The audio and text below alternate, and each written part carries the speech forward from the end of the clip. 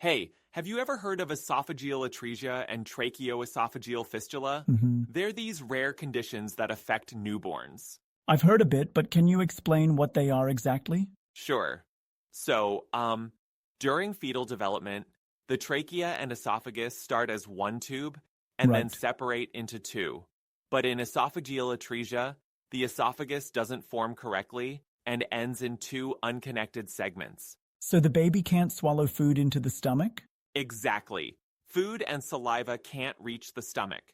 And tracheoesophageal fistula is when there's an abnormal connection between the trachea and esophagus. I see. That can cause serious breathing problems. Do they often occur together? Yeah, they often do. In fact, most cases of esophageal atresia also include a tracheoesophageal fistula. Interesting. It's a pretty complex situation. Do we know what causes them? Well, the direct cause isn't known, but there's likely a genetic component since about half of these babies have other health issues too. Researchers are actively looking into it. Like what kind of other health issues? Things like heart defects, kidney problems, or digestive anomalies. There's something called bacterial association. It affects multiple systems like the vertebrae, heart, and limbs. Oh, yeah. How are these conditions diagnosed? Can they tell before birth? Sometimes they can detect them prenatally with high-resolution ultrasounds, but often they're diagnosed after birth when symptoms appear. Right. What symptoms do the babies show? Well, they might have difficulty breathing, or they cough and choke when feeding. They can also have frothy bubbles around the mouth. That must be really alarming for parents.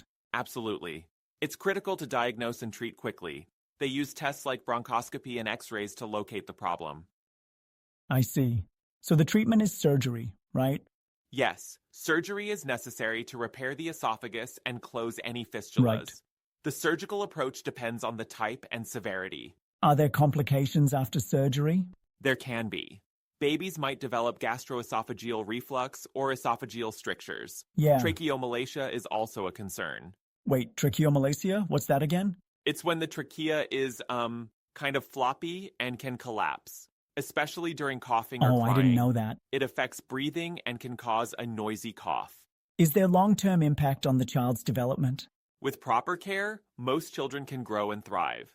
They need ongoing follow-up for growth, feeding, and respiratory health. Right. Multidisciplinary support is key. You mentioned the cause isn't known, but could environmental factors play a role? That's a good question.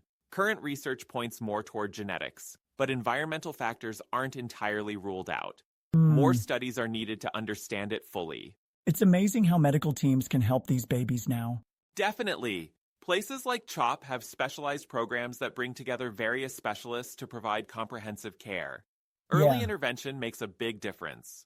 Well, thanks for explaining all this. I feel like I understand these conditions much better now. No problem. It's important to raise awareness about EA and TEF. Absolutely.